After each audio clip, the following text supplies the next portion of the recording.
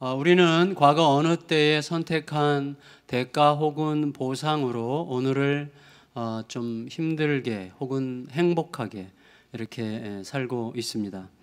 하지만 힘겹든지 간에 행복하든지 간에 관계없이 그게 최종 결론이 아니라는 것을 끝없이 가르쳐 주시는 분은 하나님이시죠. 그래서 우리가 어떤 선택에 의해서 현재 힘겨움을 겪든지 어떤 선택에 의해서 행복하든지 간에 그 힘겨움과 행복이 최종적인 것이 아니라고 끝없이 하나님은 말씀하시고, 최종적인 우리의 목적지는 하나님 자신이심을 끝없이 가르쳐 주심으로 우리가 결정적인 절망이나 결정적인 자만에 빠지지 않게 하시죠. 하나님께서 우리를 이끌어 가시는 길이고, 특별히 어떻게 보면 아름답고 쓰디쓴 시간들, 어떤 때는 굉장히 아름답지만 어떤 때는 굉장히 쓰디쓴 그런 시간들을 통과하면서 결국은 우리들이 하나님 앞에서 하나님이 전부이심을 깊이 인정하는 자만이 누릴 수 있는 자유와 부유함과 평안을 누려가는 예배자가 되도록 하는 일이 하나님께서 우리를 빚어가시는 과정이라고 할 수가 있겠습니다. 지난주에 우리가 이제 롯을 계속 살펴보고 있는데, 롯은 자기 욕망에 따라 소돔을 에덴같이 보면서 소돔을 에덴같이 본다는 게 참 슬픈 일이죠. 근데 소돔을 에덴같이 봄으로 그 땅을 선택했고, 오늘 본문에서는 그 땅을 선택한 대가를 치르고 있어요. 그래서 그가 큰 전쟁에 휘말리게 됩니다. 당시에 그 중동 팔레스타인, 그 다음에 팔레스타인 옆에 오늘날로 치면 요르단이 있고, 그 옆에 이라크가 있고 이란이 있잖아요. 그게 다 이제 이제 오늘날로 치면 그 옛날에 아람, 그 다음에 또 어디죠? 바벨론, 또 페르시아, 이들의 이제 후손들이죠. 그런데 그 중동 지역의 그 당시의 패권자는 엘람이라는 나라의 그돌라오멜로 이제 알려져요. 오늘 본문에 따르면.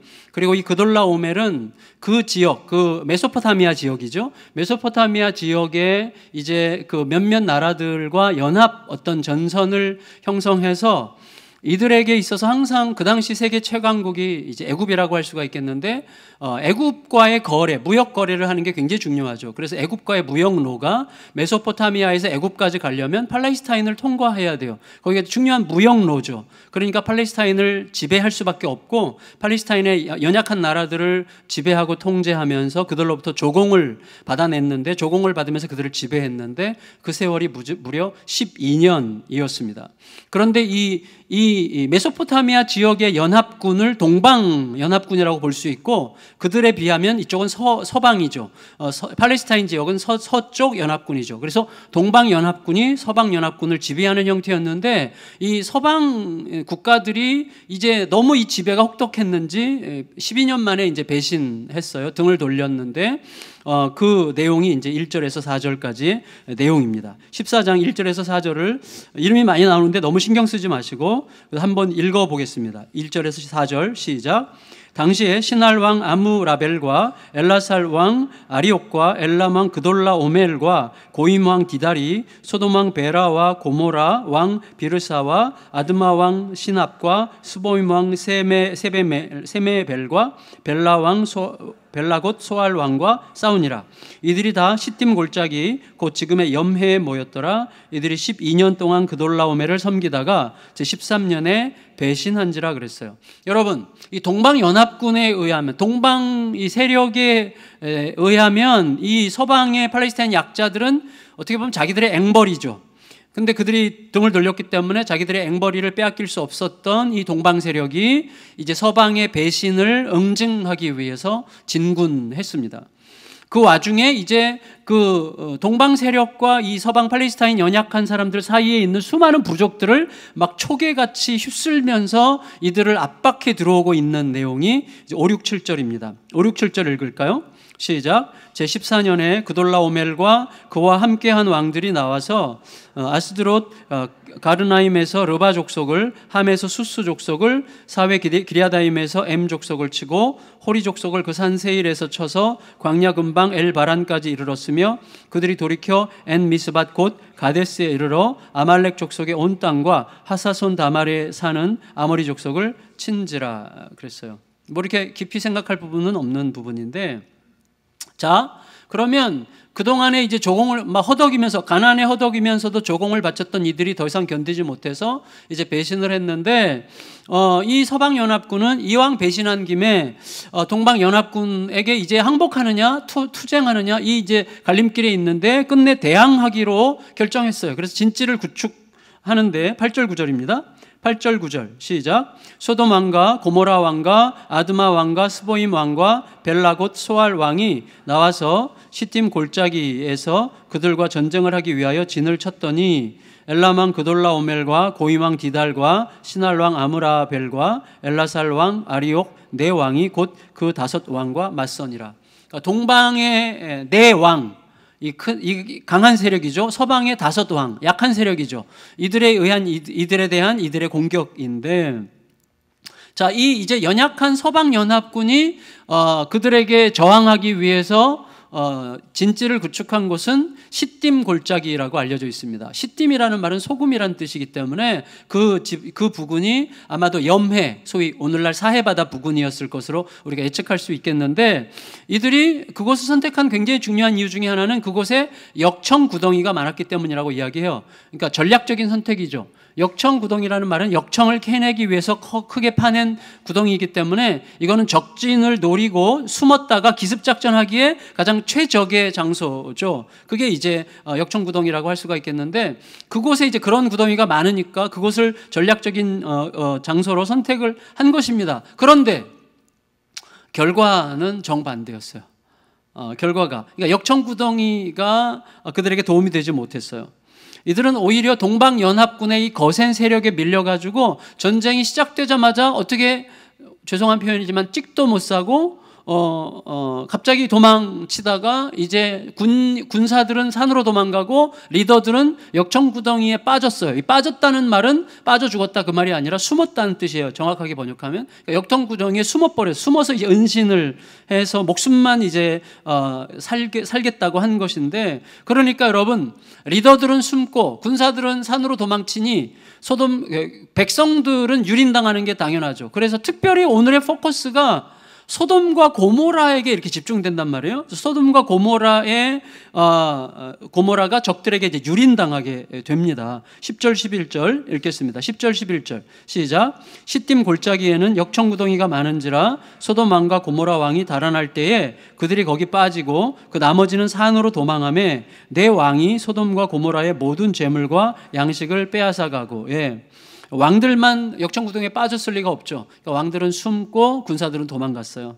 그러니까 왕들은 산까지 도망칠 기력이 없었겠죠. 근데 여러분, 중요한 건 뭐냐면 이거예요.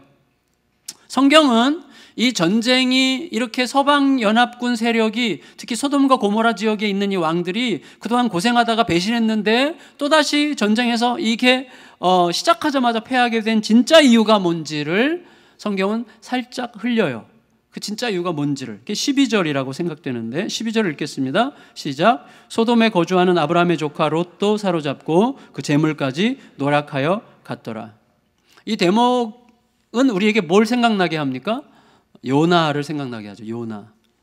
요나가 이제 다시스로 도망갈 때 요나와 함께 배에 승선했던 선원들은 격렬한 태풍에 휩싸여서 죽겠다 생각하는데, 이 태풍의 원인을 몰라가지고 너무 힘들어하다가 나중에서야 그게 하나님을 등진 요나 때문이었다는 것을 알게 됐죠. 그러니까 그 상황과 이제 비슷한 거죠. 서방 연합군이 힘 한 번 제대로 써보지 못한 채 후퇴할 수밖에 없었던 이유, 특히 이 서방 연약한 사람들의 이 지역이 꽤 넓은데 이 중에서도 지금 본문은 계속해서 소돔과 고모라에게 초점을 맞추고 있어요. 그러니까 특별히 소돔과 고모라가 일시에 무너진 이유가 결국 소돔으로 간, 하나님을 등지고 소돔으로 간 롯 때문이었다는 사실을 은근슬쩍 고발하는 것 같아 보입니다. 따라서 표면적으로는 이 사건이 단지 역사 속에서 매우 흔했던, 늘 벌어지곤 했던 약자들에 대한 강자의 지배 전쟁이었지만, 사실은 이 전쟁이 지금 어디서 일어나고 있습니까? 하나님께서 아브라함과 그의 후손들에게 약속한 하나님의 약속의 땅에서 이루어지고 있는 전쟁이라면, 그리고 그 전쟁에 하나님의 백성이 개입되고 있다면, 지금 롯이 잡혀갔고 롯을 구하기 위해서 아브라함이 뛰어들게 되는데, 하나님의 땅에서 하나님의 백성이 개입된 전쟁이라면 하나님과 무관한 전쟁일 수가 없죠. 그건 하나님의 전쟁이 되는 거예요, 결국은. 그래서 이 전쟁은 롯을 휩쓸어 갔을 뿐만 아니라 아브라함을 개입시켰죠. 물론 하나님께서 이 전쟁을 통해서 우리에게 뭔가를 말해주고 싶어 하시는 것 같아요. 그러니까 롯이 하나님의 약속을 굳게 붙들고 기다리려고 했던 삼촌 아브라함을 떠나기로 결정했고, 삼촌 아브라함 등을 졌고, 어떻게 보면 아브라함을 배신한 거죠. 그 롯의 삼촌에 대한 배신에 대한 대가 일지도 모르겠다는 거죠. 그래서 하나님의 약속을 붙든 아브라함의 그 믿음의 선택을 등진 롯이 그렇게 하지 않았더라면 결코 겪지 않았을 시련을 스스로 자초했다는 방식으로 우리에게 고발하는 것 같아 보이기도 합니다. 혹은 삼촌 아브라함과 함께 사는 게 힘들으면 떠나더라도 하나님께 질문하고 하나님으로부터 답을 받아서 떠나는 거라면 그렇게 겪지 않았어도 될 어떤 시련을 지금 스스로 자처해서 겪고 있는 거라고 성경이 우리에게 말해주고 있는 것 같이 보입니다. 그런데 이것은 부차적인 것이고, 정말 이 본문이 우리에게 말하려고 하는 진짜 근본적으로 중요한 것은 뭐냐면, 이 아브라함을 통해서 이제 롯이 잡혀가잖아요. 롯의 구원자로 아브라함이 등장하는데, 아브라함을 통해서 하나님의 구원이 어떤 방식으로 이루어지고 있는지에 관하여 우리에게 가르쳐주고자 하는 게 보다 더 중요한 초점인 것 같습니다. 그러니까 하나님의 구원의 역사가 어떤 방식으로 이루어지는지를 우리에게 보여주려고 하는 것이죠. 롯은 여러분, 하나님으로부터 떠난 다음에 이미 하나님을 떠나는 순간 하나님으로부터 하나님의 거룩하심으로부터 가장 거리가 먼 소돔의 일부가 되었습니다. 하나님의 약속을 떠나면 하나님과 가장 거리가 먼, 하나님의 거룩하심과 거리가 가장 먼 자들과 이제 하나가 되어 그들의 일부가 되는데, 베드로후서 말씀을 보면 이 롯에 대해서 베드로후서가 약간 변호해요. 그래서 베드로는 롯이 소돔에서 무법자들의 음란함과 그들의 불법을 보는 고통을 날마다 겪었다라고 이렇게 변호합니다. 물론 일리 있는 말이긴 하죠. 오늘의 이 상황에서 보자면 그게 사실일지라도 지금 이 롯이 겪는 전쟁터에 사로잡혀서 고통당하고 있는 이러한 롯의 삶은 자업자득이라고 할 수가 있겠어요. 자업자득이죠. 하지만 그런 롯, 스스로 하나님을 등지고 자기 길을 가다가 함정에 빠진 그런 롯일지라도 그런 롯을 구원하시려고 하는 하나님의 구원의 행동은 매우 즉각적이고 매우 신속하게 이루어지게 됩니다. 아주 놀랍죠. 그리고 구원자로 1차적으로 등장한 구원자는 바로 아브라함이었습니다. 누구죠? 아브라함이 롯에게 버림받은 자이죠. 그러니까 사면 초가에 빠진 롯을 구원하기 위하여 가는 롯의 구원자는 그 롯에게 배신당하고 버림받은, 상처받은, 어떻게 보면 자라고 생각할 수 있겠어요.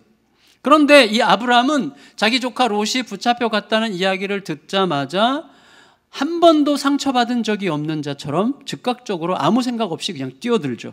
13절 14절, 이게 구원자의 모습이죠. 13절 14절 읽겠습니다. 시작. 도망한 자가 와서 히브리 사람 아브라함에게 알리니 그때 아브라함이 아모리 족속 마므레의 상수리 숲을 근처에 거주하였더라. 마므레는 에스골의 형제요 또 아넬의 형제라. 이들은 아브라함과 동행한 사람들이더라. 아브라함이 그의 조카가 사로잡혔음을 듣고 집에서 길리고 훈련된 자 318명을 거느리고 단까지 쫓아가서, 성도 여러분, 제임스 보이스 목사님이라고 이제 돌아가셨는데 그 필라델피아 유명한 정말 탁월한 설교가로 알려졌었던 분이죠. 이분은 이 대목을 어떻게 설명을 했는가 하면 아브라함이 이렇게 생각하지 않았다는 거, 다 자기 운명이지 라고 하는 운명론이나 와, 이 어마무시한 적군을 어떻게 상대해? 라고 하는 이 신중론이나 혹은 다 자업자득 아니야? 라고 생각하는 인과응보론을 따랐다면 결코 할 수 없었을 행동을 오직 사랑과 믿음으로 과감하게 행했다. 이제 이렇게 설명을 했는데 참 잘 설명했다는 생각이 들었습니다. 여러분, 우리들은 보통 내가 책임지고 싶지 않을 때 다 자기 운명이야, 지가 알아서 살아야지 뭐 이렇게 말하고 싶어하고, 또 이거는 나 돕고 싶지만 이거는 안 되는 거야, 이건 현실적으로 불가능해, 신중론. 그 다음에 다 사람은 지가 뿌린 씨 지가 거두는 거야, 너무 개입할 필요 없어, 이렇게. 물론 이렇게 말해야만 될 때도 있지만 보통 그를 위해서 그렇게 말하는지 나를 위해서 그렇게 말하는지는 하나님만 아시겠죠. 근데 어쨌거나 그런 식의 생각이라면 절대로 할 수 없었을 행동을 아브라함은 매우 순수한 하나님에 대한 절대적 믿음과 자기 조카 롯에 대한 눈먼 사랑의 힘으로 해냈다는 거예요. 여러분, 아무리 아브라함이 집에서 군사훈련을 정말 강하게 시켜서 318명의 군사들을, 가신들을 그렇게 만들었다고 할지라도 여러분, 동방연합군의 세력을 당해낼 수가 있겠습니까? 그러니까 결과적으로 보면 아브라함의 최대의 무기는 집에서 기르고 또 훈련시킨 318명의 가신들이 아니죠. 아브라함의 최대의 무기는 뭡니까? 하나님에 대한 확실한 믿음과 또 조카에 대한 사랑이죠. 저는 이렇게 말씀드리고 싶어요. 여러분, 저를 보세요. 정말 순수한 사랑과 하나님에 대한 절대적 믿음의 행동은 그 자체로 아름다워요. 무슨 말인가 하면 그 자체로 아름답기 때문에 이러한 사랑과 믿음의 행동은 실패해도 성공이에요. 내가 그런 식으로 그런 삶을 하나님 앞에 살았다면 완전한 실패처럼 보이는 순간에도 그는 성공한 것이죠. 순수한 사랑과 믿음으로 행한 것은 그 자체가 아름답고 그 자체가 열매이기 때문에 그건 결과에 관계없이 이미 승리한 것입니다. 실패도 승리예요. 그러니까 아브라함이 이렇게 조카에 대한 계산 없는 사랑과 하나님에 대한 전적인 확신으로 뛰어들었을 때 이미 그는 이긴 거예요. 아마 졌어도 이겼을 거예요. 그러나 하나님께서 지게 하십니까? 예수의 십자가의 죽음이 온 인류의 승리가 되게 하신 하나님께서 이루시는 방식이에요, 그게. 여러분, 그 힘이 아브라함으로 하여금 이웃과 신실한 상호 책임 관계를 맺게 해서요, 아브라함은 자기 이웃들과 굉장히 좋은 관계를 가졌죠. 그래서 어느 정도였어요? 그 이웃들이 아브라함이 이 무모한 전쟁에 뛰어드는데 이웃들이 전부 다 같이 가겠다고 나서죠. 사랑과 믿음의 힘이 저는 가장 위대한 힘인 것 같습니다. 아브라함 전쟁의 결과는 그야말로 기적이었고 하나님의 특별 개입이었습니다. 아브라함은 이 팔레스타인 전역을 빗자루로 낙엽 쓸듯 쓸어간 이 동방연합군을, 강력한 이 연합군을 야간 기습으로 괴멸시켰어요. 심지어 추격해가지고 변방까지 쫓아내버렸어요. 그리고 그들이 다 훔쳐갔던 재물과 사람들을 전부 다, 특히 조카 롯과 롯에게 속한 모든 것들을 전부 다 되찾아왔습니다. 15절 16절 읽겠습니다. 15절 16절 시작. 그와 그의 가신들이 나뉘어 밤에 그들을 쳐부수고 다메섹 왼편 호바까지 쫓아가 모든 빼앗겼던 재물과 자기의 조카 롯과 그의 재물과 또 부녀와 친척을 다 찾아왔더라. 성도 여러분, 이 동방연합군, 이 강력한 동방연합군의 약점은 그동안 전쟁을 쉬지 않고 계속 치르느라고 쌓여왔던 그 누적된 피로가 그들에게 큰 약점이었겠지만 사실은 이들의 최대 약점은 뭐겠어요? 이제 팔레스타인 전 지역을 완전히 휩쓸어 버렸잖아요. 그러니까 더 이상 우리들을 위협할 위험은 없다는 확신이 그들의 가장 큰 약점이었죠. 우리 인생의 가장 큰 약점은 교만입니다. 요새 예레미야 우리 큐티 하는데 모두 다 자만으로 망하는 거예요. 자만으로. 이 정도면 됐어. 이걸로 망하는 거죠. 그래서 아브라함의 기습을 받았을 때 마치 바로 왕이 하나님의 징계를 받고 깜짝 놀래가지고 아브라함의 아내 사례를 내줬던 것처럼 이들은 정말 그 출신을 알 수 없는 이름 모를 이상한 군대의 기습을 받아가지고 너무 깜짝 놀래가지고 자기들이 삼켰던 모든 것들을 그냥 토해냈어요. 여러분, 아브라함은요 참 애굽에서 하나님에 대한 의심과 두려움으로 애굽으로 갔고 애굽에서 하나님에 대한 의심과 두려움으로 실패를 맛봤죠. 그래서 그때 의심과 두려움이야말로 진짜 나를 노예로 만드는 거라는 사실을 그가 깨달았어요. 의심과 두려움이야말로 우리들을 노예로 만듭니다. 그런 다음에 이제 애굽에서 나오죠. 소위 출애굽이죠. 출애굽한 다음에 하나님에 대한 확고한 믿음으로 부활했어요. 그게 아브라함이죠. 그리고 나서 이제는 그 믿음으로, 하나님에 대한 확고한 믿음의 부활의 그 믿음으로 죽음의 자리로 끌려 들어간 롯을 부활과 회복의 자리로 되돌려 놓는 일을 하는 거죠. 아브라함이 구원자의 자리에 앉아있게 되는 것입니다. 구원자 역할을 하는 것이죠. 이제부터 본론인데요. 자, 이제 승전의 기쁨으로 돌아오는 이 구원자 아브라함을 맞이하는 자들이 있었어요. 17절 18절 읽겠습니다. 17절 18절 시작. 아브라함이 그돌라오멜과 그와 함께한 왕들을 쳐부수고 돌아올 때에 소돔 왕이 사회 골짜기 곧 왕의 골짜기로 나와 그를 영접하였고 살렘 왕 멜기세덱이 떡과 포도주를 가지고 나왔으니 그는 지극히 높으신 하나님의 제사장이었더라. 여러분, 자, 두 사람이 나와서 하나는 소돔 왕 베라하고 하나는 살렘 왕 아비멜렉이에요. 살렘 왕 아비멜렉이 아니라 뭐죠? 멜기세덱이에요. 죄송합니다. 멜기세덱이에요. 자, 그럼 첫 번째 이 소돔 왕 생각해 보세요. 대조해서 이제 생각해 보려고 하는데, 먼저 소돔 왕은 역청구덩이에 숨었다가 아주 목숨만 부끄럽게 건진 자죠. 그가 이제 이름이 2절에 따르면 베라라고 되어 있는데, 베라라는 말은 악의 자녀라는 뜻입니다. 악의 악함의 자녀라는 뜻이에요. 근데 그가 아브라함에게 이렇게 말했습니다. 21절 1절 읽겠습니다. 시작. 소돔 왕이 아브라함에게 이르되 사람은 내게 보내고 물품은 너가 가져라. 여러분, 자, 이 아브라함에게 말하는 이 소돔 왕의 이 말이 참 되게 생각할 만한데, 첫째는 뭐냐면 물품은 너가 가져라. 자, 전리품은 다 너 거야. 사람은 나에게 보내. 자, 이 말에서 전리품은 다 너 거야 라고 말하는 건 뭐죠? 너가 승리자야, 그 말이죠. 너가 승리자니까 그건 다 너 거고, 너 거니까 너가 가질 자격이 있고 너가 가져, 이 말이죠. 먼저 아브라함을 승리자라고 추켜 세우죠. 그렇지만 그의 말 자체가 사실은 모순이에요. 왜냐하면 전리품은 원래 승리자 거죠. 그러니까 패자가 최후 승리자한테 그거 너 거야 라고 말한다는 것 자체가 웃긴 거죠. 원래 그 거예요. 그러니까 그렇게 말하는 것 자체가 웃긴 거죠. 다시 말하면 이렇게 말하는 것은 자기 속에 뭔가 꼼수가 있는 거예요. 생각해 보세요. 자, 사람은 나한테 보내고 물품은 네가 다 가져 라고 말했다는데, 그걸 말할 자격도 없지만 그렇게 말했을 때 그건 무슨 말이에요? 만일에 아브라함이 그 사람 말대로 사람은 다 보내고 물품은 자기가 다 가져온다면 그 다음부터 이 소돔 왕은 아브라함에게 이렇게 말하겠죠. 환자는 입원시켜놓고 약은 주지 않는 이상한 인간이라고 소문낼 가능성이 100%입니다. 여러분, 어떻게 사람을 보내면서 아무것도 주지 않을 수가 있겠어요?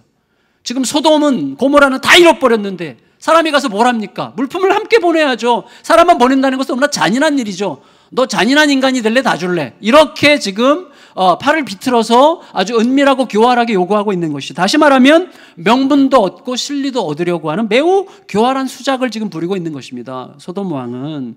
그게 세상이에요. 소돔은 지금 그걸 상징하고 있죠. 이 소돔과 크게 대조되는 살렘은 평화라는 뜻이죠. 살렘 왕 멜기세덱이 이제 등장하죠. 멜기세덱은 뭐라고 말하죠? 아브라함에게. 여러분 19절 20절 읽겠습니다. 19절 20절 시작. 그가 아브라함에게 축복하여 이르되 천지의 주제이시오 지극히 높으신 하나님이여 아브라함에게 복을 주옵소서. 너희 대적을 내 손에 붙이신 지극히 높으신 하나님을 찬송할지로다 하매. 여기까지요. 무슨 말이죠? 멜기세덱의 이 말은 뭐죠? 아브라함, 이 전쟁의 승리자는 하나님이야. 자, 소돔 왕은 이 전쟁의 승리자는 너야. 너 거니까 너가 가져. 이렇게 얘기하면서 자기 이득을 취하려고 했어요. 그게 세상이죠. 살렘 왕은, 멜기세덱은 이 전쟁의 승리자는 너가 아니라 하나님이셔. 그랬더니 아브라함이 그걸 받아들였죠. 그래서 그에게 10분의 1을 이게 드렸죠. 그게 맞다는 뜻으로. 여러분, 그런데 이 살렘 왕, 이 살렘은 평화라는 뜻이죠. 그런데 평화의 왕이죠. 그리고 살렘의 왕이니까 평화의 왕이죠. 동시에 멜기세덱이라는 이름 자체가 의의 왕이라는 뜻이에요. 의의 왕, 멜기가 왕이죠. 의의 왕, 세덱이 이제 색시를 말하는, 세덱을 말하는 게 아니라 의인데 의의 왕이에요. 그러니까 평화의 왕이며 의의 왕이에요. 그러니까 이거는 우리에게 굉장히 의미 있는 거죠. 왜냐하면 역사는 평화 없는 의 혹은 의 없는 평화 때문에 망한 것입니다. 온 세상은 평화가 없는 의를 주장하는 아주 독재를 하는 군주적인, 그렇지만 어떤 왕은 의는 있는데 평화만 있어. 무기력해. 늘 평화주의자야. 그런데 무능해. 이것 때문에 역사는 망하는 거거든요. 그런데 이 멜기세덱은 평화의 왕이면서 동시에 의의 왕이에요. 다시 말하면 가장 완전한 왕을 상징하는 어떤 인물로 등장하고 있고, 그 다음에 19절이 뭐라고 얘기합니까? 그는 지극히 높으신 하나님의 제사장이라 그래요. 고대 사회에서는 왕과 제사장이 구분되죠. 그런데 이 사람은 왕이면서 동시에 제사장이에요. 그리고 이 사람은 이 전쟁의 의미가 무엇인지, 전쟁의 승리자가 누군지를 해석해 주죠. 전쟁의 진짜 승리자가 하나님이었고 이 전쟁은 원래 하나님의 전쟁이었다고 해석해 줌으로써 선지자 노릇을 하고 있어요. 이게 멜기세덱은 왕이며 제사장이며 선지자로 자기를 드러내고 있는 것입니다. 여러분, 따라서 이 아브라함이 굉장히 중요한 하나님의 애굽에서 노예처럼 의심과 두려움 때문에 노예처럼 묶여 있다가 믿음으로 부활해서 죽음에 갇히게 된 롯을 구원하는 구원자가 된 아브라함과 이 멜기세덱이 함께 만나서 대화하는 내용과 함께하는 행동 속에는 굉장히 중요한 구원사적인 의미들이 있는 것이죠.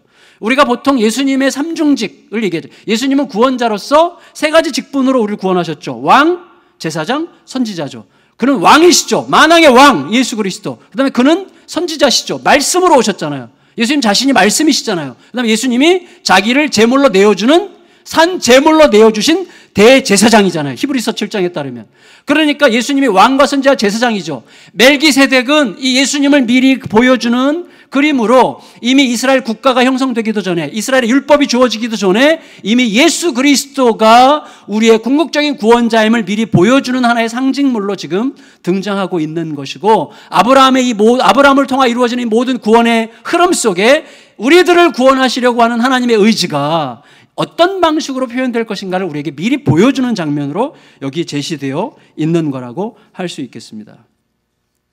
어쨌거나 여러분, 멜기세덱은 아브라함을 축복하고 하나님을 찬송함으로 진정한 승리자, 진정한 구원자가 바로 하나님이시라는 것을 공식적으로 선포했어요. 그러면 자, 이제 본론의 본론인데, 이 두 환영 인사들에게 소돔 왕과 살롬 왕에 대한 아브라함의 반응을 살펴보는 게 중요하죠. 아브라함이 어떻게 했는가? 아브라함은 궁극적으로 소돔과 살렘 사이에 서 있어요. 우리 모두도 소돔과 살렘 사이에 서 있는 자들이에요. 그러니까 우리의 자리에, 그 자리는 소돔과 살렘, 그 사이에서 아브라함이 어떻게 했는가를 여러분 생각해 보세요.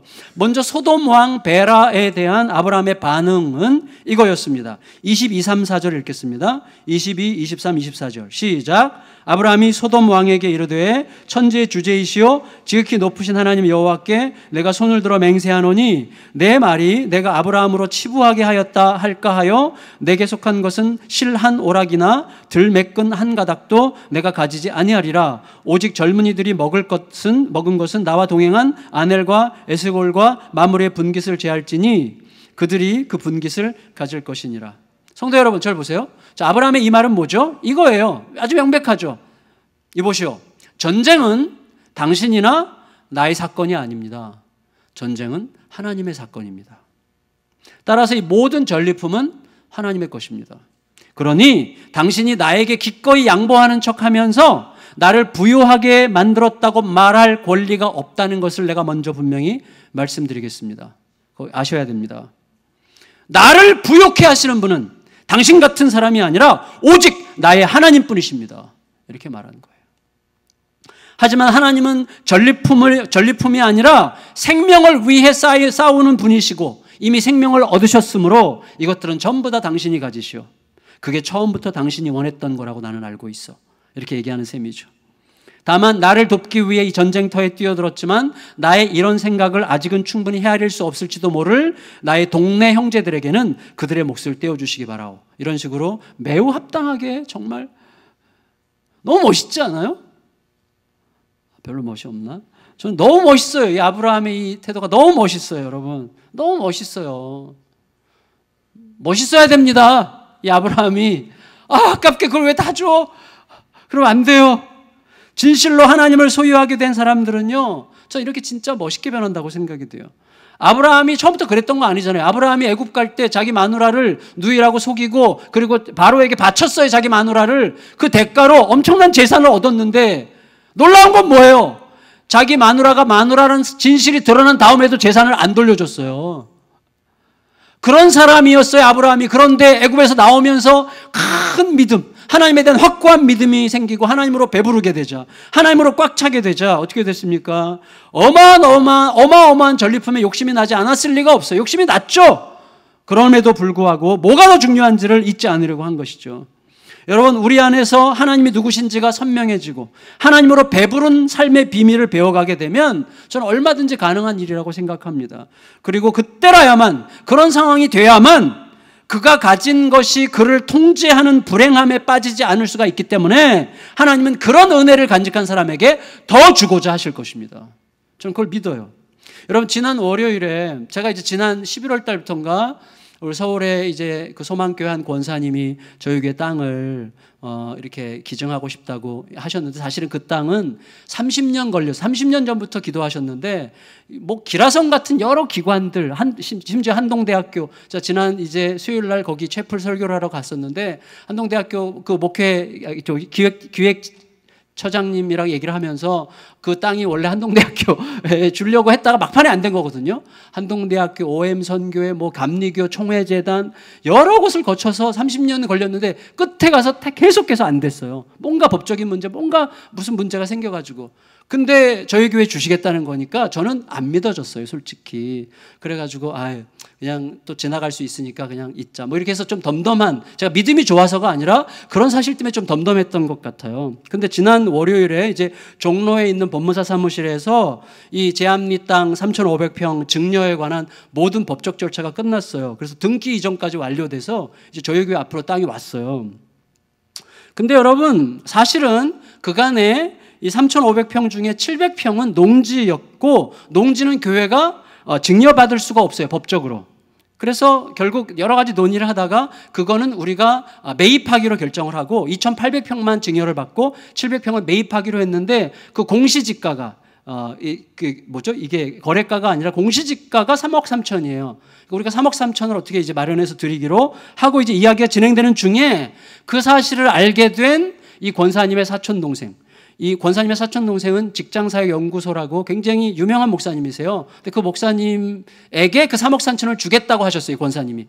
평생 이 동생 사역하는, 자기를 많이 도와줬는데 이 동생 사역하는 일을 한 번도 도와주지 못해서 그 동생이 이걸 주고 싶다 그랬는데, 그걸 알게 된 이 동생 목사님이 방 씨인데, 방 목사님께서 알고 나서 판단을 하셨어요. 그리고 자기 누님에게 이렇게 얘기했어요. 안 됩니다.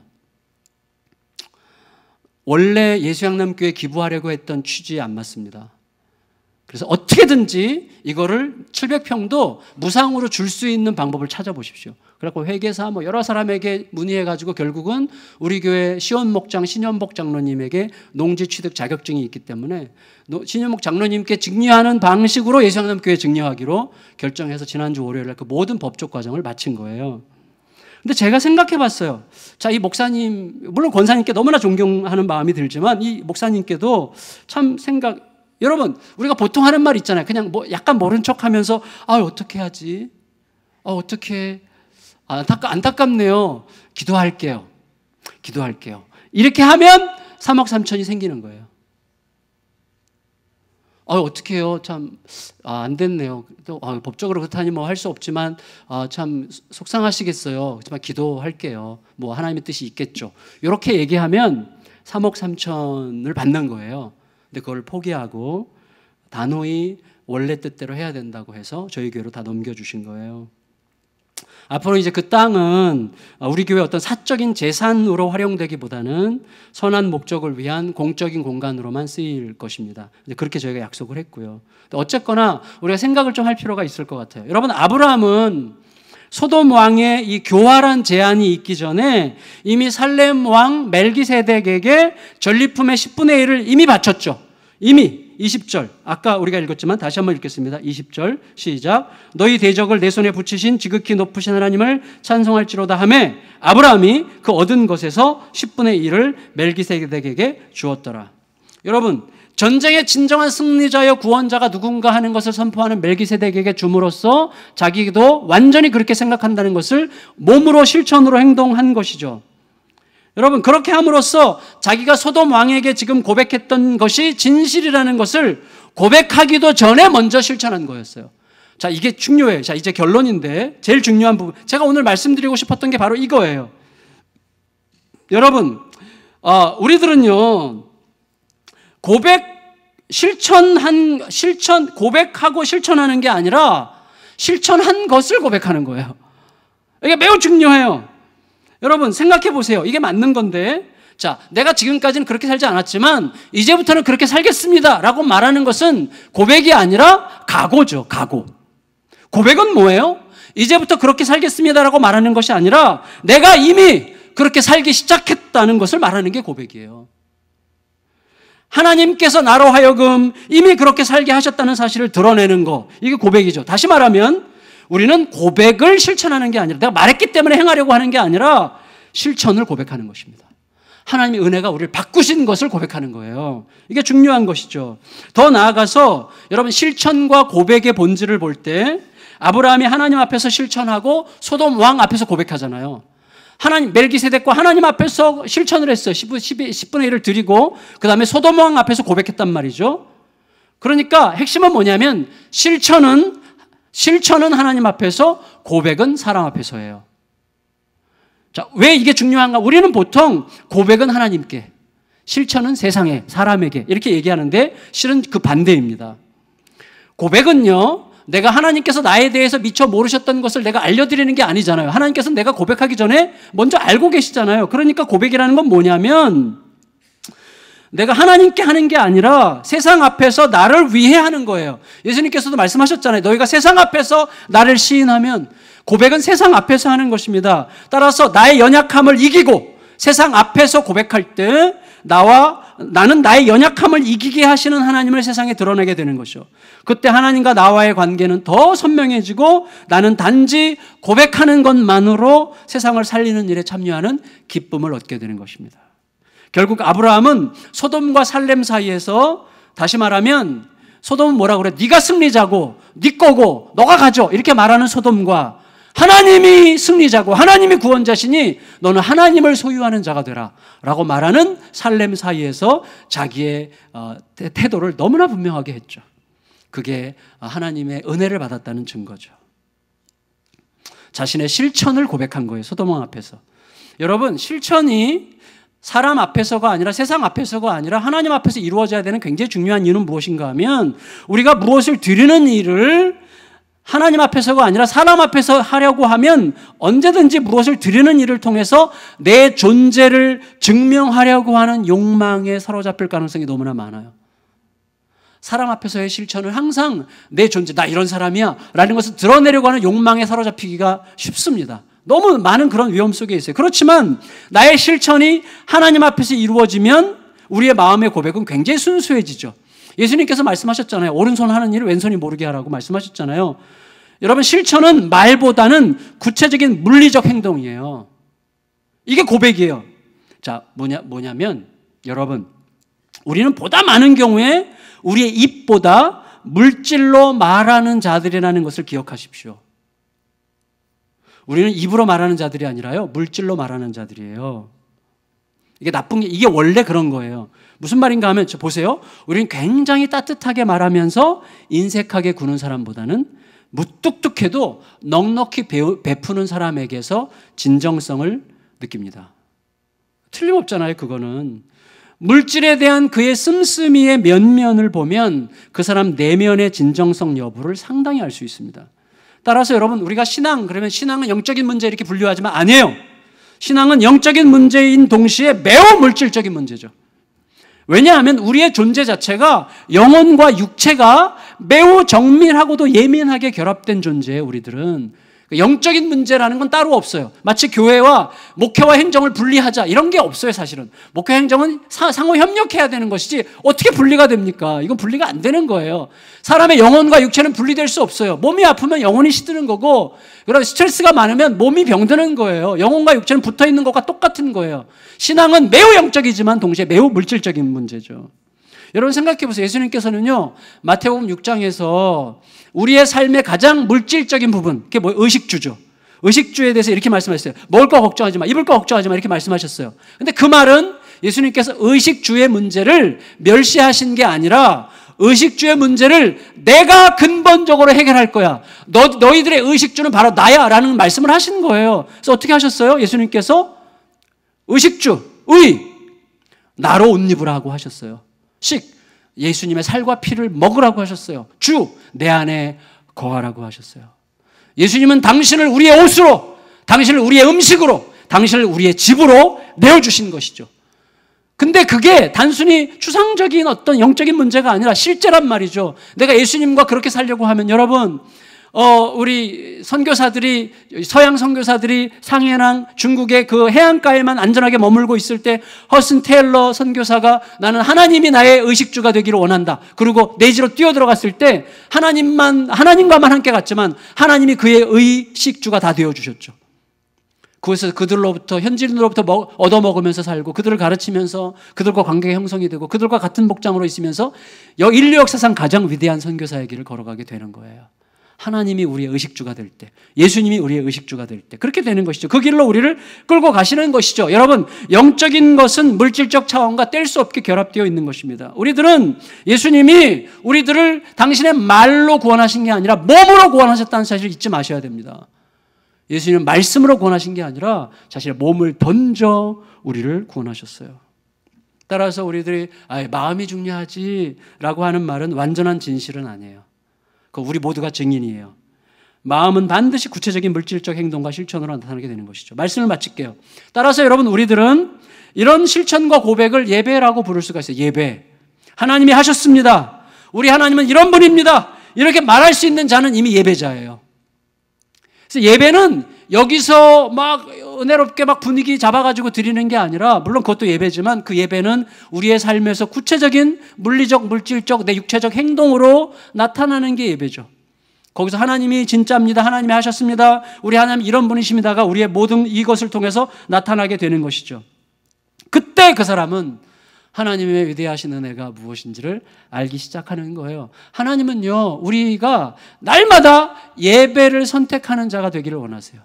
아까 제가 설교 초두에 우리는 선택의 대가 혹은 선택의 보상에 따라 산다고 말씀을 드렸는데, 그러나 여러분, 하나님께서 우리에게 선택하기를 원하시는 것은 항상 이거예요. 아브라함이 소돔과 살렘 사이에서 무엇을 선택해야 되는지를 명백하게 했던 것처럼 우리들도 명백하게 선택하면, 여러분, 그렇다고 해서 아브라함이 그 모든 전리품들을 포기했다고 해서 가난하게 핍절하게 살았습니까? 아브라함은 가나안의 거부였어요.